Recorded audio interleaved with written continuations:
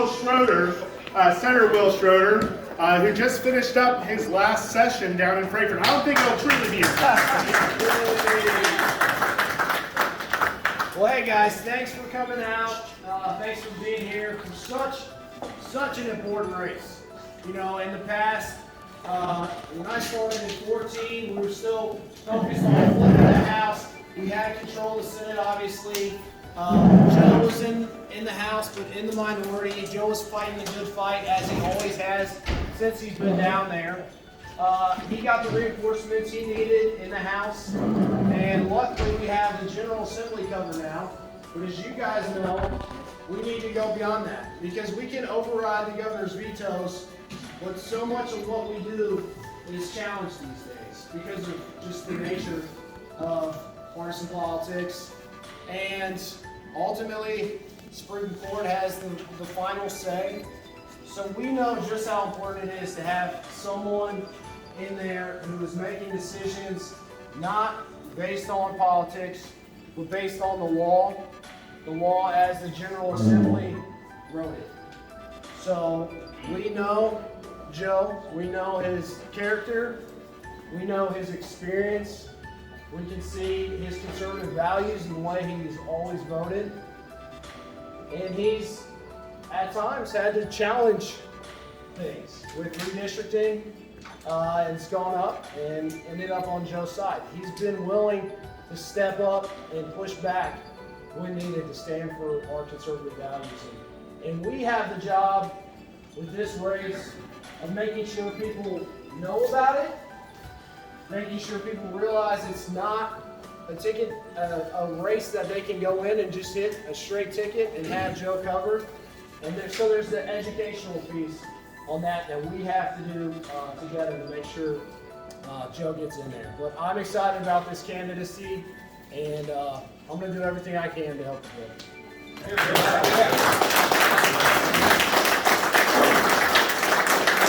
Thank you all. I appreciate that, Will. But first of all, I'd like to introduce our first speaker tonight, who's Mr. John Stephenson, who will lead us in prayer and who will sing the Iowa, Kentucky hymn. I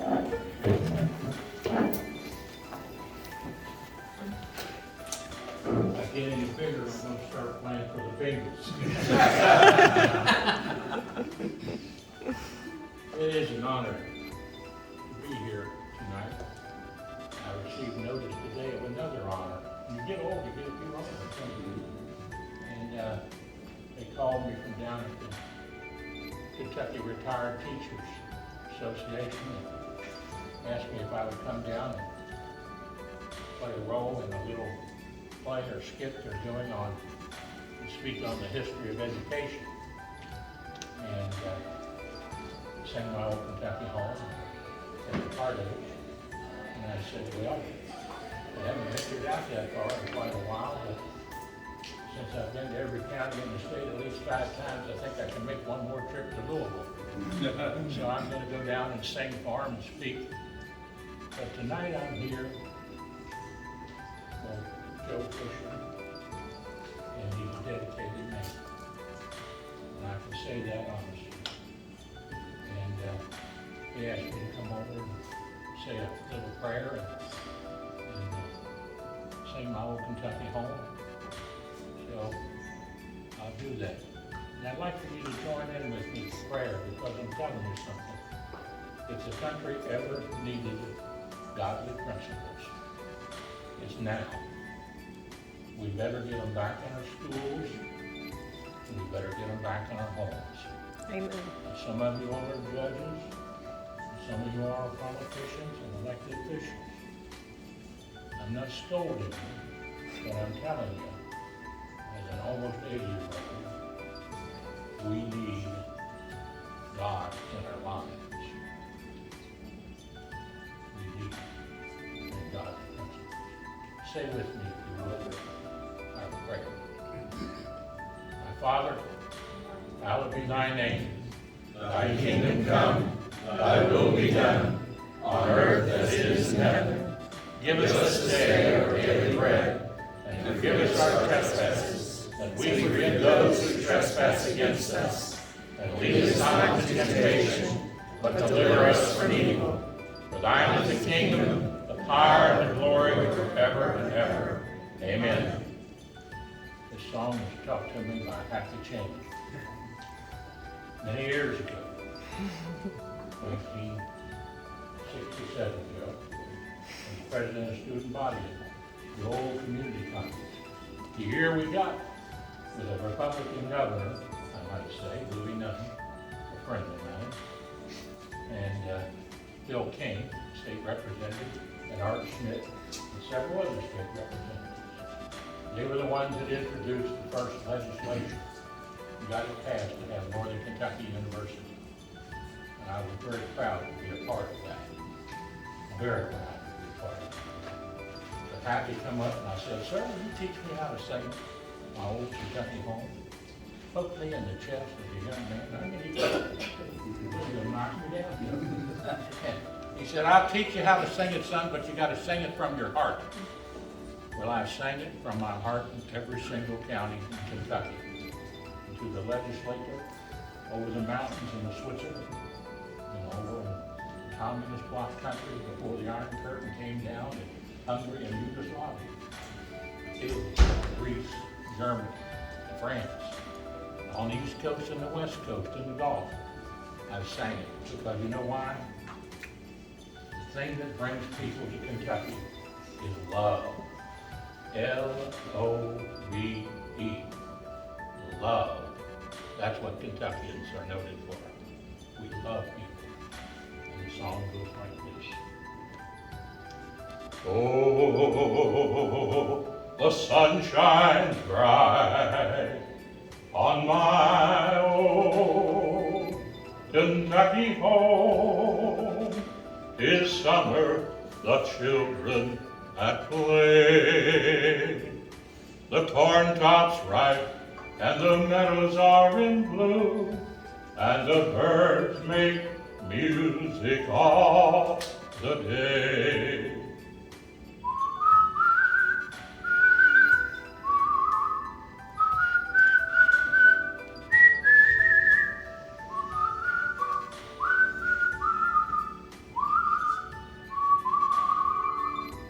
Oh, the children roll on the little cabin floor, all merry, all happy and bright. By and by hard times comes a knocking at the door, then my old Kentucky home says goodnight. Now join in with me. Weep no more, my lady. Oh, weep no more today.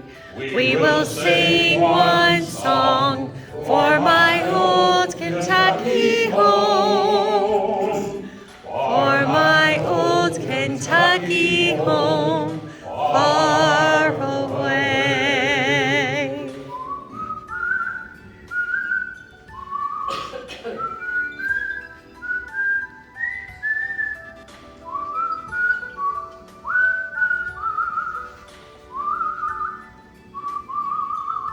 God bless America.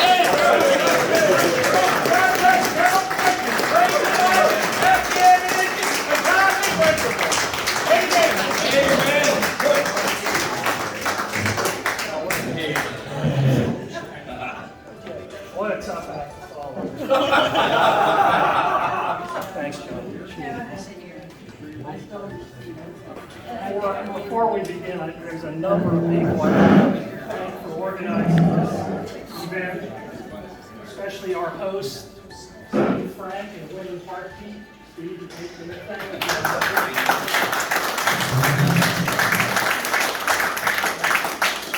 I would like to introduce all of the elected officials that are here tonight. Senator Will Schroeder, who you've met. John Schickel is here somewhere. Senator John Schickel. See Campbell County Commissioner Tom Lampy right there.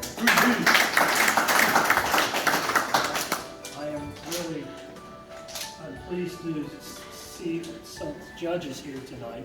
Now, judges Judges are not allowed to endorse other judges in campaigns or other candidates for that matter, but they're allowed to support them and be at their fundraiser. So I really appreciate you showing up here. Judge Dan Zala from Campbell County. And our Judge Julie Ward.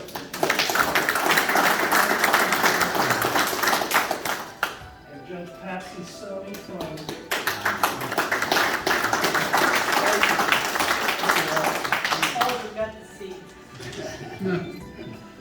And I wanted to thank my campaign team who organized this as well. Sebastian Torres is right over there.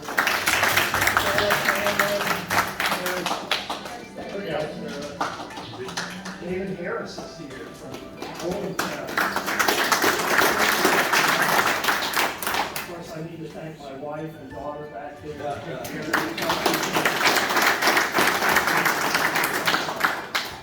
Now we have some candidates. We're in the midst of primary season here tonight. We have candidates for the State House and the State Senate as well. So we have for State Senate, 20th District, which is a new district, an open district, a revised district. Jay Williams and Phyllis Sparks are here.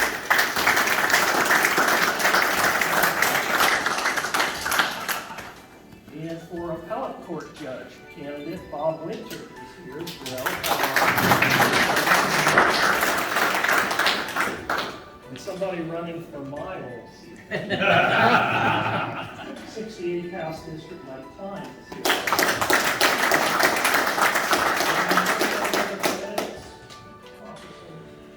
Yes, sir. Steve Dunn, running for State Representative 69th. 69th.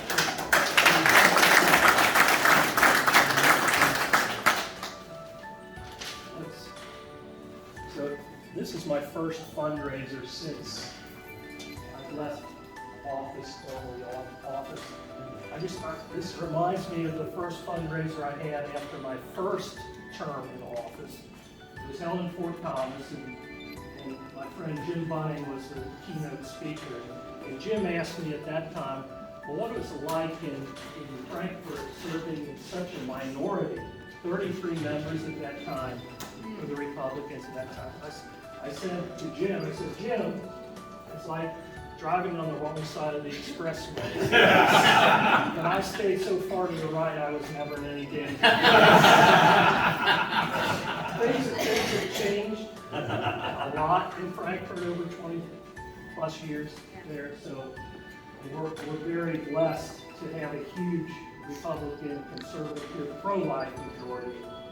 But unfortunately, we've run into some headwinds here with our Supreme Court and our governor, for that matter. We've tried everything we can to change the executive powers by allocating some of those executive powers to the Attorney General. We will enforce the laws that we pass, so we give them more authority. But then again, we still have the Supreme Court, which has full authority to overturn our legislation. That's where we need to change. We need to change the direction of the Supreme Court if our policies are going to be effective. These seats open only every 8 years. So this is a once-in-a-decade opportunity to change the course, the direction of our system. And that's the reason I have stepped up to do this. We've got 4 seats statewide open this year. We can change the majority. We've got only 1 out of the 7 right now is conservative. We need to win 3 out of these 4 seats, including this one, to make it happen. Change the culture, change the course in Frankfurt. And I'm going to need your help. But the problem with running for a judge position is you are restrained in what you can talk about and what you can say. I can announce, I am a Republican.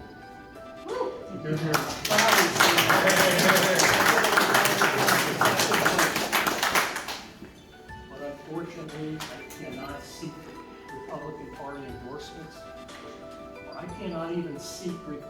candidates, Republican office holders' endorsements. So I have to rely on you all to get that message out. I am a Republican. I am a conservative. We passed some landmark legislation to protect human life. I'm proud of that. But in order for this to become a reality, our laws to become a reality, we need to change the direction of the Supreme Court.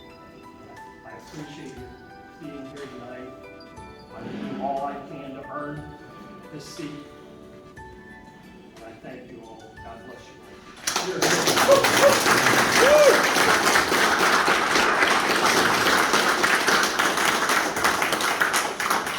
I can't ask for your money either, but that man. Yeah, I will happily ask for your money. So, on behalf of the, get out of here, Joe, I'll say this. Okay, so, Great. Now we happen to have here, I just have to digress just a little bit. So this is Dr. James Farrell and his lovely wife, and your name is? Tina. Huh? Tina. Tina. His wife's named Tina. Now, you all know out there, travels with the Stephensons. I've done about 3,000 shows now. But one of the first shows I did was when people came to me and said, we need some information about health care and how to get proper health care and dental care too. And I said, well, I'll start doing some shows on it. I started doing I think I did like one a week. And I interviewed Jim Farrell here and interviewed Dan Fagel, all kinds of doctors and medical people and the hospital people and nurses, and put all that on television. And then along came Jim Farrell. And who was helping you with that?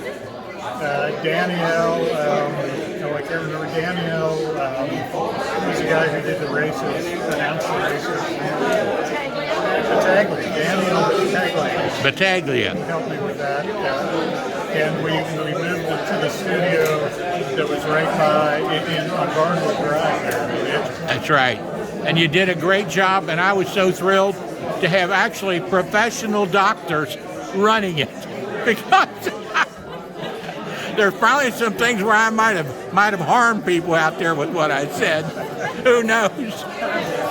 But I enjoyed doing it because it got me in contact with a lot of medical people.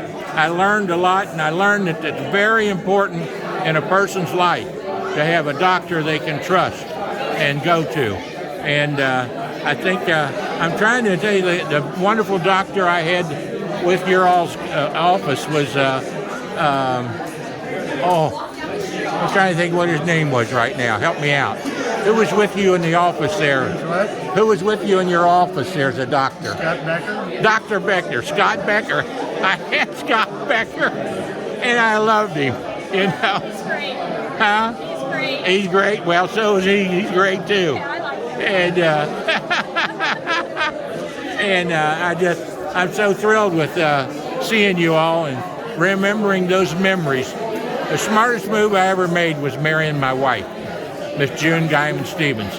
And she was a social worker all through the Bethesda Hospital for many years, and then came over to hospice. Then she worked at St. Elizabeth and Booth on weight loss. Helped me for a while. But I'm going back. You're not going to believe this, but Faith Pharmacy is going to take me on a class that they're starting.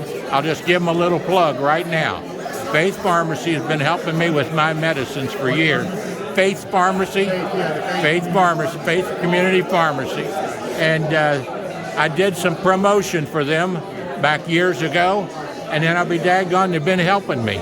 And because I couldn't afford all my medicines, frankly. They're a great organization. Huh? They're a great organization. Oh, a great organization.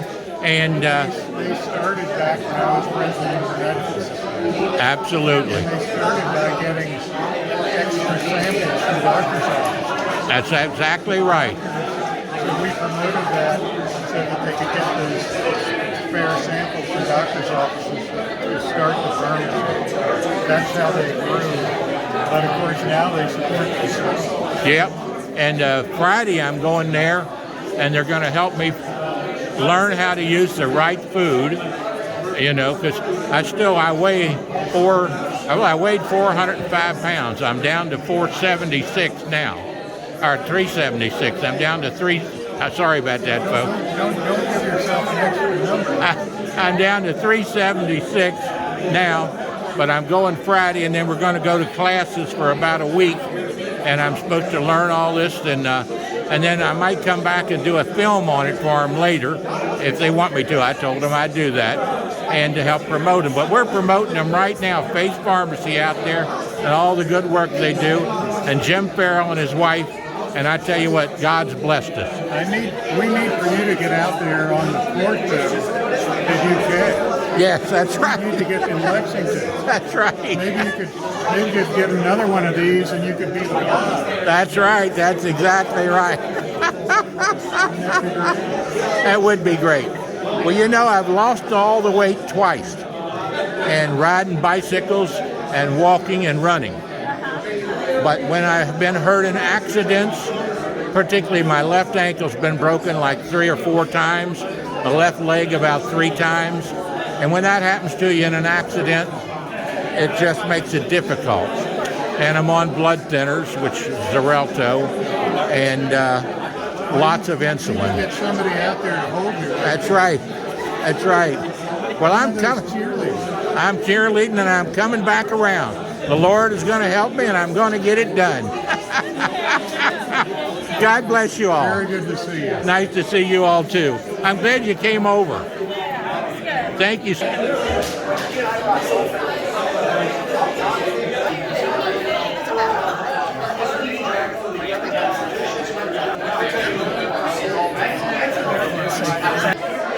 already running now. And you see that little camera? Yeah. You just push nothing but that little camera 2 or 3 times. All right.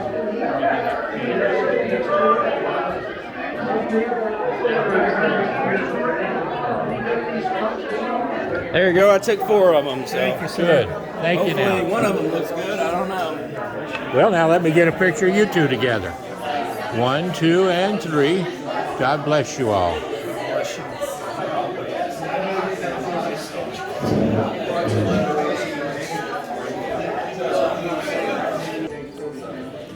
Well, Travels with the Stephensons. This is John Stephenson here. We've been here today. It's this beautiful building here, and the architecture is just phenomenal here in Covington. And one thing I've noticed about Covington, hang on just a second here. Now here's a friend of mine just dropped right in here. Say hello to the folks out there. Hello out there in Facebook land. And Facebook and YouTube. Facebook and YouTube. Now who do we have here? Rodney Eldridge. Rodney Eldridge and Taylor Rodney. Mill, Kentucky. And one of the most and best leaders in the community that one could ever be. I appreciate that. Rodney. Thank you, John. Nice Likewise, same to you too. Well, God bless you. Nice to be here with you this evening. Thank you. Thank you. You know Steve Frank. Yes, sir. Very well. Very well. Now, Travels with John Stephenson, and we're here at Joe Fischer's kickoff for his campaign here in northern Kentucky for the Supreme Court. But also we're here for ideas and learning. And what we like to do with our show, Travels with John Stephenson and my wife, June Guyman Stephenson, our television show is called Are You Ready? Well, are you ready to be judge? Are you ready to be governor? Are you ready to be senator? And you also have to say that when you're ready to be on the city council of Covington, or when you're ready to be in business. And Mr. Steve Frank here has been in a lot of these positions, and I've watched him over the years very carefully. And I've watched him on Facebook and other venues when he's writing. And it's an honor to ask him a few questions about where Covington is and where Covington is going, and where Northern Kentucky is and where Northern Kentucky is going, and including the Commonwealth. So start, Steve, if you don't mind, with Covington, and where do you think it is and where is it going? Well, I'm about as from Covington as you can be. My family goes back 6 generations since before the Civil War. We were actually related to Ulysses Simpson Grant. His parents were the postmasters here in town, and a branch of the family never left. My grandfather, Abe Frank, started Frank's Men's Shop on Pike Street 104 years ago, and we're still there. We were haberdashers and milliners, made men's hats. So when you see me with a hat, you know why. It comes natural. I married a girl from New York City, gets me across the river for a while. And finally, when we empty nested, I said, well, we're going to move back to the right side of the river, the God's country. But I had to give her a New York high rise to get her to buy in on this deal. So here we are at the beautiful Ascent. And when we first moved in, I met a gentleman by the name of Jerry Stricker, who was in city government. Know him well. Good man. The vice mayor at the time, and he couldn't get his handles around the city's finances. So he asked myself, I'm a certified financial planner and wealth manager and various other degrees, and 3 other professionals to go through the city's books. And what we found made our eyes pop right out of our head. Basically, to take care of the unions, our city government basically mortgaged itself to the hill, gave away the store to the workers and the unions, and didn't take care of the streets, the sidewalks, the levees, and the infrastructure. We were looking like we were a war zone.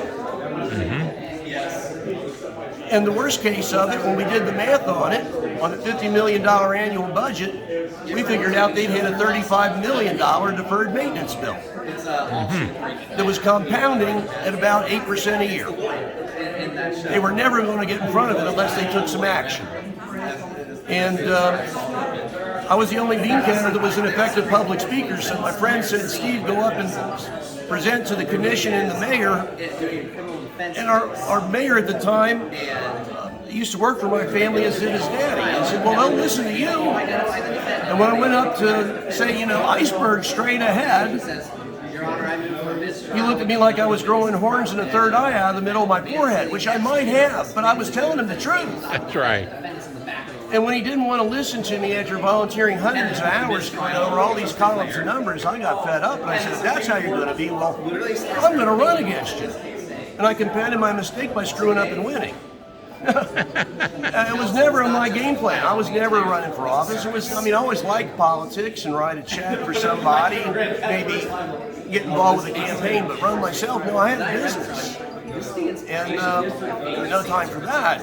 But when I get my dander up, well, I'm going to town. And sure enough, myself and another fellow, we beat the mayor's 2 minions on the commission, so he was powerless, got mad and quit. And I'm the guy that talked Chuck Shepard, who wrote a plan that they had followed back in 2000, that the city would never have been in the financial shape that it was in. And I went up to Chuck at a social event in town and said, hey, Chuck, you know that plan you wrote in 2000? How about we dress it up for 2011 and you'll have a unified commission behind you, 4-0, whatever you needed to see done to get this town back on its feet. And he took one look at me and said, hell no, I'm out of here. I'm going, aha, I got the right guy. So I orchestrated the Friends and Family campaign, and sure enough, in a moment of weakness, he said yes. Between him playing good cop and me playing bad cop and getting the management consultants in, we figured out how to get the city's budget run 1/3. We ended up spending.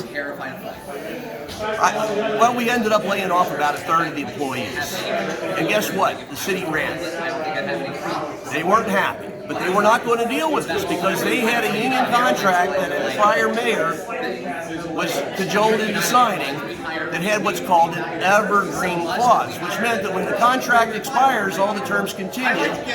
They never had to give anything back. So back in 2010, we were paying $20,000. No, it's all right. I'll talk to you a sec. We were paying $20,000 an employee for health care, and of course the pensions were over 50% of the salaries of the employees. Something had to give. So they wouldn't give, goodbye. And we made do, and we took the savings, And we did something that was sort of the 1980s corporate raider strategy. We said, we're going to tie future commissions' hands to this plan. And we borrowed some money, and we took care of that $35 million of deferred maintenance, buried it in the sidewalks, the sewers, the levees, everything that needed spiffing up. And lo and behold, the people returned, and the businesses returned. And we made a decision that we were going to be a business-friendly environment.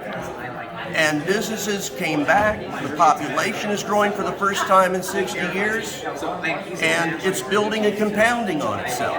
And the latest thing that we had to announce is I sit on the Covington Economic Development Authority. I'm no longer in office.